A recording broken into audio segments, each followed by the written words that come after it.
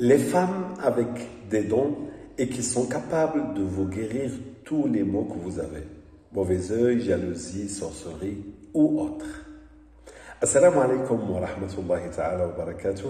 Avant que je commence, merci de liker et de commenter cette vidéo afin que soit partagée pour arriver à beaucoup de monde, pour les aider à comprendre ce monde où nous vivons qui est rempli de dangers, que ce soit dans la vie où nous vivons ou que ce soit dans la famille ou au travail, etc.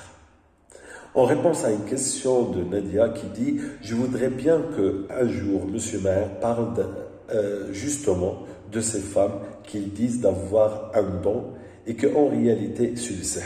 Car je connais une aussi qui fait des choses pour soi-disant guérir ou aider la personne.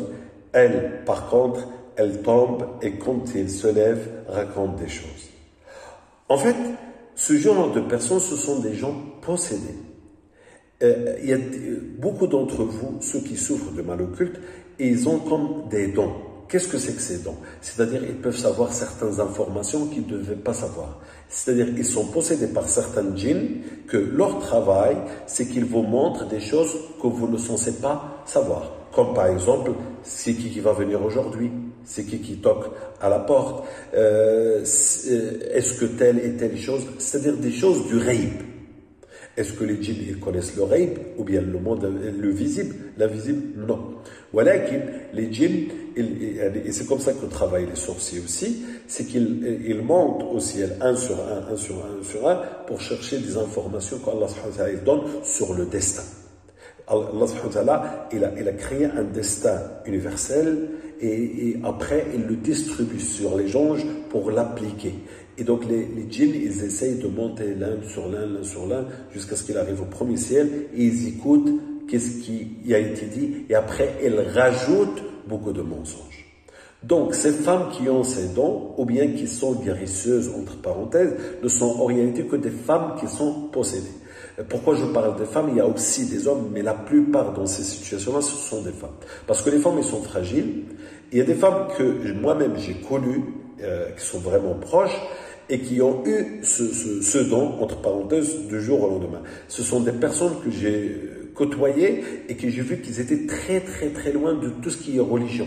Ils n'ont jamais pratiqué, ils avaient beaucoup d'erreurs, etc. Et à un moment donné, ils étaient possédés. Du jour au lendemain, la femme se retrouve à mettre du henné, à avoir des oiseaux spécifiques à la maison, à mettre du brol, des encens, etc., etc. Et après avoir fait beaucoup de ruqya, sans succès, elle va lâcher et elle va dire « Ok, les shayatines, je vais travailler pour vous. » En fait, elle est obligée de soigner. C'est pas un choix. Et ensuite, puisque tu vas soigner, on va te donner de l'argent, tu vas gagner, etc., etc. Mais malheureusement, c'est pas du soin et c'est pas de la guérison. Pourquoi? Parce que elle-même, elle a besoin d'être guérie. Elle-même, elle est malade. Il y a un proverbe arabe qui dit si la pêche pourrait guérir, il aurait pu guérir soi-même parce que les pêches ils sont fragiles et si tu les gardes 2-3 jours, tu perds les pêches.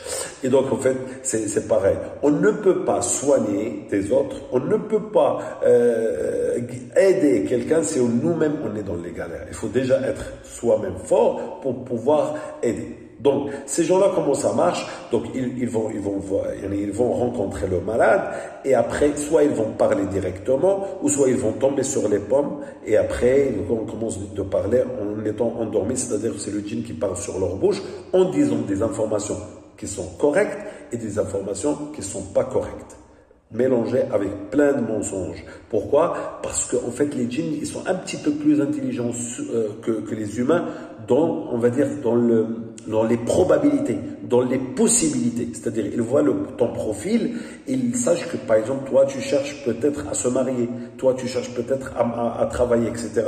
Plus, ils ont des informations qu'ils vont chercher parce que ton qarin, il va l'informer, etc. Mais s'ils n'ont pas le qarin qui va informer, ils vont juste créer un mensonge, ils vont te faire croire que c'est ça ton problème. Et des fois, ça marche, et des fois, ça marche pas. Et tout cela, c'est haram, et c'est grave, parce que ça devient al-arraf. L'Arraf, c'est une personne, comme en allemand, on appelle ça le Wahrsager. C'est-à-dire celui qui te prédit le futur. Il te dit oui, toi tu vas te marier, toi tu vas dans telle ville, toi tu... Et ça c'est Arraf. Et l'Arraf, le Nabi sallallahu alayhi wa sallam, il a dit Man ata arrafan faqad ashrak. Celui qui va vers un Arraf, il a fait shirk, il a fait un acte très grave. Et dans une autre version, il a dit il va pas être... S'il va chez un Arraf et il l'écoute, s'il va seulement, il a fait shirk. Mais s'il y va et il croit ce que lui a dit, il n'a pas seulement ashrak, il n'a pas fait seulement shirk, mais toutes ses prières, ses bonnes actions, ils n'ont pas accepté pendant 40 jours. Donc s'il meurt dans ces 40 jours, il sera sans action, sans bonne action. Donc c'est très grave. C'est pour cette raison, en fait, c'est très important, et je le dis, je le redis, toujours choisir de qui se soigner. Si on ne trouve pas, on se soigne tout seul. Voilà, c'est tout. Parce que dans ce domaine de monde occulte et tout ça, il y a plus malheureusement de mal que de bien. Il y a très peu de personnes sincères. Il y a des raqiya, femmes, mais sont très rares. La plupart des raqiya, c'est des hommes. Et parmi ces hommes, il y a des bons et des mauvais. Il y a des gens qui sont arnaqueurs, il y a des gens qui sont sincères, il y a des gens qui sont menteurs, il y a des gens qui sont corrects et ainsi de suite. Donc c'est comme ça la vie.